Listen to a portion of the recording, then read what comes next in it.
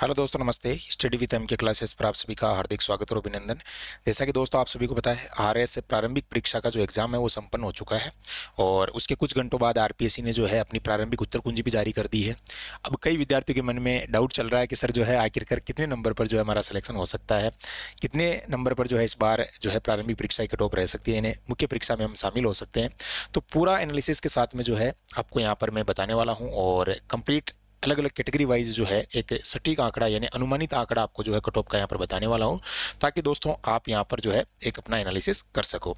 इसके अलावा दोस्तों आप सभी को पता है इस बार का जो पेपर था वो पिछली 2 भर्तियों यानी 3 भर्तियां आप मान सकते हो उससे भी अच्छे लेवल का पेपर था। यानी इस बार का जो पेपर है वो पैटर्न यूपीएससी की तरफ पे होने लग गया है।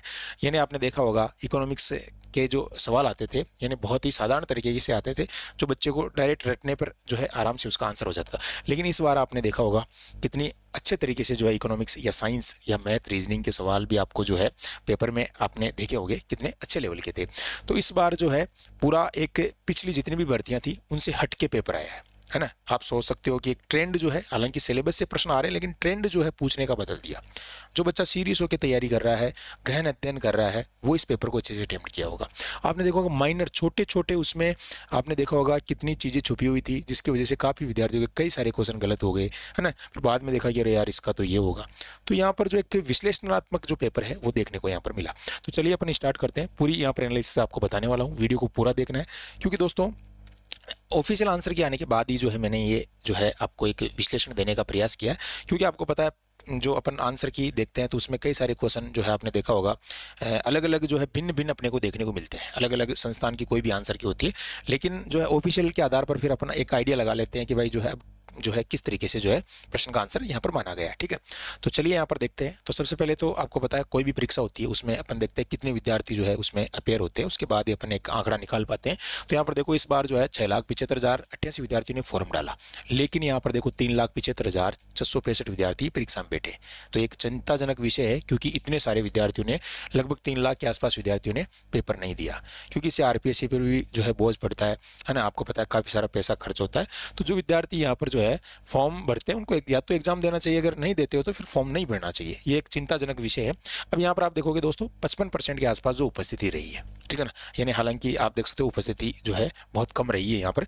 अब यहाँ पर आप देखोगे जैसे ही एग्जाम हुआ उसके बाद जो एक्सपर्ट है उन्होंने भी जो अपने अपने विचार यहाँ पर साझा किए, जिसमें आप देख सकते हो कि यहाँ पर जो पैटर्न आपका इसमें पूछा गया था उन्होंने बताया कि जो है यहाँ पर आईएएस पैटर्न पे इस बार सवाल पूछे गए। आपने भी देखा होगा, मतलब पॉलिटी आपने देखी होगी कितने अच्छे लेवल की पॉलिटी थी, है ना।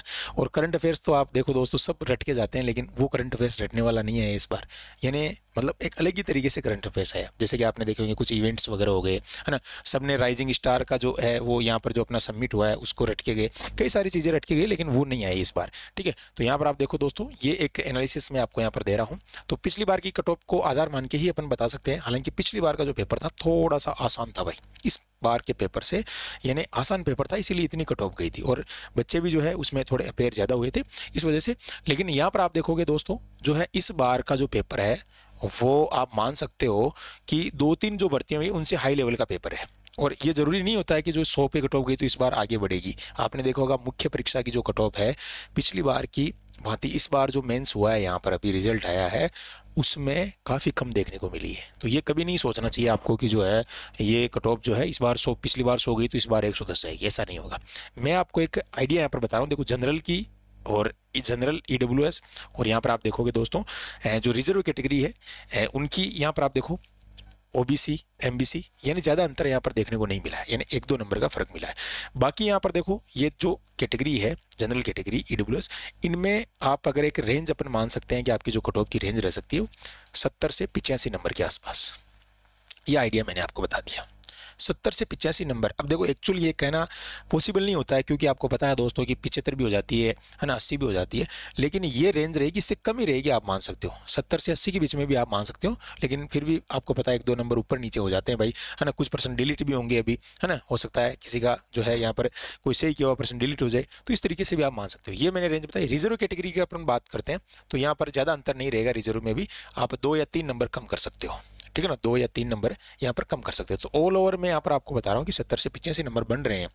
किसी भी कैटेगरी का स्टूडेंट हो वो यहाँ पर जो है ठीक ठाक स्कोर में है। ठीक है, बाकी यहाँ पर आप देखोगे दोस्तों, यहाँ पर जो है फीमेल कैंडिडेट के लिए भी ज़्यादा अंतर नहीं है। देखो 97 गई थी, 3 नंबर का फर्क रहा था पिछली बार, तो वही ज़्यादा यहाँ पर यानी क्राइटेरिया वही रहने वाला है। यानी पेपर हार्ड आया तो सबके लिए है, ऐसा थोड़ी है फीमेल के लिए ईजी आ गया या फीमेल के लिए हार्ड आ गया, है ना, या एक्स सर्विसमैन के लिए पेपर तो वही रहने वाला है। लेकिन वो कैटेगरी पर निर्भर करता है कि थोड़ी बहुत जो है कट ऑफ यानी कम रह सकती है। तो इस तरीके से आप यहाँ पर मान सकते हो कि 70 से 85 के बीच में स्कोर बन रहा है, तो आप सेफ जोन में हो। और यहाँ पर आप देखोगे दोस्तों, ये विडो के लिए जो कैटेगरी है इसमें भी आप देखो बहुत कम यानी 30-40 नंबर पे सिलेक्शन हो जाएगा। इस बार भी 30 नंबर के आसपास जो है सिलेक्शन यहाँ पर बन सकता है। ठीक है, अब यहाँ पर आप देखोगे जो इसके अंदर आप देखोगे एक्स सर्विसमैन भाई, एक्स सर्विसमैन की पिछली बार 68 गई थी, लेकिन इस बार इतनी नहीं जाएगी, 50 के आसपास कट ऑफ रहेगी एक्स सर्विसमैन भाई की, 50 से कम भी रह सकती है अनुमानित। ठीक है, तो ये मैंने एक मोटा मोटा आइडिया आपको यहाँ पर बताया।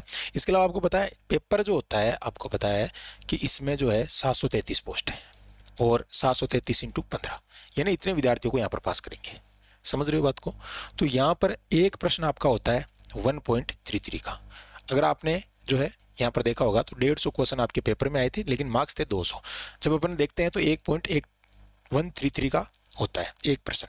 ठीक है, अब यहाँ पर नेगेटिव मार्किंग 1.44 के आसपास मान सकते हो, क्योंकि अगर आपने पेपर में देखा होगा कि अगर 1/3 की नेगेटिव मार्किंग, या तो आपने 3 प्रश्न गलत कर दिए तो एक सही किया हुआ चला जाएगा, या फिर आप ऐसे भी निकाल सकते हो। ठीक है, तो यहाँ पर ये नेगेटिव मार्किंग निकालने के बाद जो आपका स्कोर बनता है यानी उसको आप काउंट करके देख सकते हो। ठीक है, और ये 15 गुना विद्यार्थी यहाँ पर लेंगे जो कि आरपीएससी का रूल रहता है। उसके अकॉर्डिंग कई बार क्या होता है आपने देखा होगा, जो है जनरल की से ज़्यादा ओबीसी कट ऑफ चली गई एक बार, आपने देखा होगा। तो उसमें क्या हुआ, फिर उसमें ये हुआ कि और ज़्यादा विद्यार्थियों को पास करना पड़ा, है ना। तो इसीलिए दोस्तों कई बार हो जाता है कि जनरल वाले जो है पीछे रह जाते हैं कट ऑफ मामले में, ओबीसी वाले ज़्यादा चले जाते हैं। तो ये निर्भर करता है कैंडिडेट अपेयर होने की स्थिति में, किस कैटेगरी कितने अपेयर हो रहे हैं। तो ये मैंने एक मोटा मोटा आइडिया आपको बता दिया। रिजल्ट भी बहुत जल्द आने वाला है, यानी आपका जो है लगभग इसी महीने के अंदर रिजल्ट आ जाएगा, फरवरी माह में कभी भी, यानी 25 फरवरी से पहले पहले रिजल्ट देखने को मिल सकता है आपका, संभव है। ठीक है, और ये आंसर की तो आई गई है, तो अब तो किसी संस्थान की या कहीं से भी आपको देखने का, खुद ही आप आंसर की देख सकते हो, कोई फर्क नहीं पड़ेगा। ठीक है, तो ये मैंने आपको सारा यहाँ पर बता दिया है। पिछले वर्षों के सारे रिकॉर्ड यहाँ पर ध्वस्त हो गए हैं, आप सभी को पता है, क्योंकि पेपर को लेकर जो है सारे रिकॉर्ड थे कि ईजी आएगा या ज़्यादा कट ऑफ जाएगी।